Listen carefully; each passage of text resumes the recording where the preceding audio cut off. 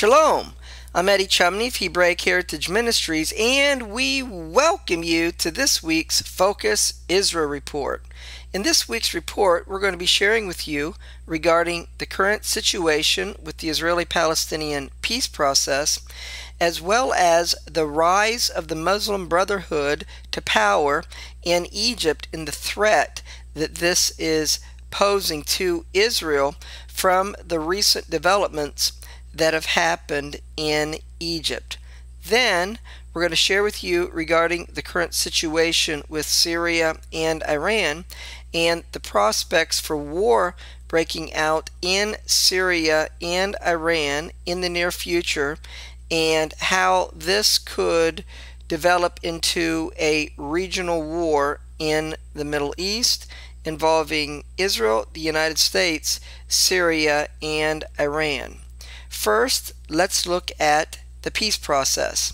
Palestinian President Mahmoud Abbas continues to indicate that the Palestinians intend on going to the United Nations General Assembly requesting a vote in recognition of a Palestinian state based upon 1967 borders with East Jerusalem as its capital.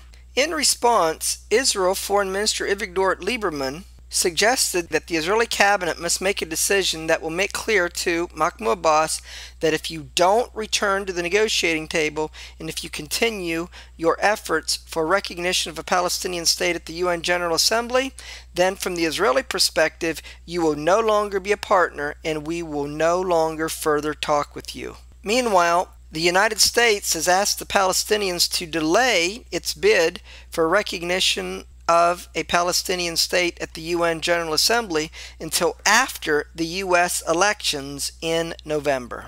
European Union Foreign Policy Chief Catherine Ashton condemned Israel for plans to expand Jerusalem's Har Homa neighborhood, which is located beyond the 1967 borders.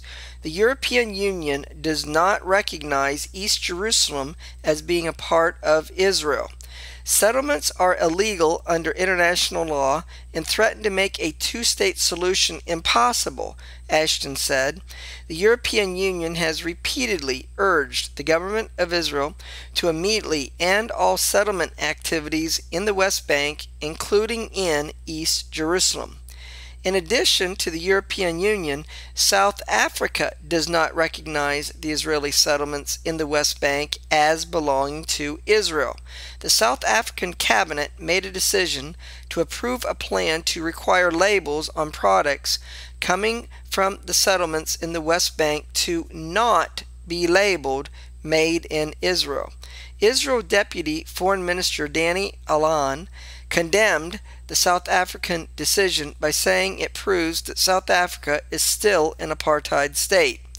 If Israel attacks Iran, 10,000 Hezbollah fighters participated in the terror organization's largest ever military exercise with the cooperation of Iran to conquer the Upper Galilee in Israel, reports a Lebanese newspaper. Next, I'd like to share with you regarding the rise of the Muslim Brotherhood in Egypt and how this is posing a threat to Israel.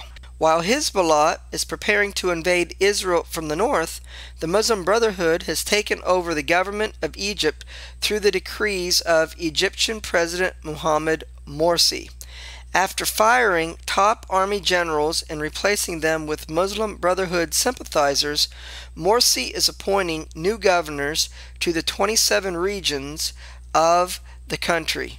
Furthermore, Morsi is seeking to control the Egyptian media by replacing 50 editors from the country's leading newspapers. Finally, in possibly preparing to go to war with Israel for the first time since the 1973 Yom Kippur War, Egypt is deploying troops and tanks in the Sinai Peninsula. Rather than these troops and tanks in the Sinai to protect against Islamic terrorism, there is a concern in Israel that this is a deceptive deployment of the Egyptian Muslim Brotherhood leadership in preparing for a regional war where Israel would be attacked from the north by Syria and Hezbollah by Hamas on the Gaza Strip, wherein Egypt would attack Israel from the south. Next, I'd like to share with you regarding the current situation with Syria. It is as follows. The French defense minister called for the establishment of an international coalition to implement a limited no-fly zone in Syria, suggesting for the first time military action outside of the UN Security Council. However, he ruled out a no-fly zone over the entire country of Syria. The United States and Turkey have already discussed the possibility of a limited no-fly zone, perhaps between the northern Syrian city of Aleppo and the Turkish border. Russia rejected the idea of a no-fly zone in Syria. Foreign Minister Sergei Lavrov said, "If you try to create no-fly zones and safety zones for military purposes by citing an international crisis, this is unacceptable," he said. "We find it appropriate to defend the UN Charter that states the use of force can only be decided by the UN Security Council." Russia also blamed the West for encouraging civil war in Syria. The Russian Foreign Ministry said, "Our Western partners have not done anything to influence the opposition and convince it to start dialogue with the authorities in the Syrian government. They are openly encouraging the opposition to continue armed resistance instead. It is clear that these methods will not help in finding a political solution to the crisis." Meanwhile, U.S. President Barack Obama said the use of chemical weapons by Syria would be a red line that would change his thinking on military intervention in the situation with Syria. He said, "There would be enormous consequences if we start seeing movement on the chemical weapons front or the use of chemical weapons." Israel's intelligence and news gathering website Debka reports that U.S. C-130 transports stand ready at Middle East air bases to fly into Syria U.S. elite units especially trained in combat against chemical and biological weapons and tactics for securing their arsenals. Those units are on standby at bases in Israel and Jordan. Also on standby for stealthy raids into Syria are British Special Operation Forces in Cyprus and French units trained in unconventional warfare in Jordan. Regarding military intervention in Syria, the Obama administration is split between 2 points of view. One is for those who are pushing hard for direct U.S. military intervention, both to end the bloodshed and Bashar Assad's reign in Syria and to preempt a unilateral Israeli strike against Iran. U.S. Secretary of State Hillary Clinton is believed to be advocating this point of view. The other in the administration is dedicated to no intervention in Syria and Iran. Next, I'd like to share with you regarding the current situation with Iran. It is as follows.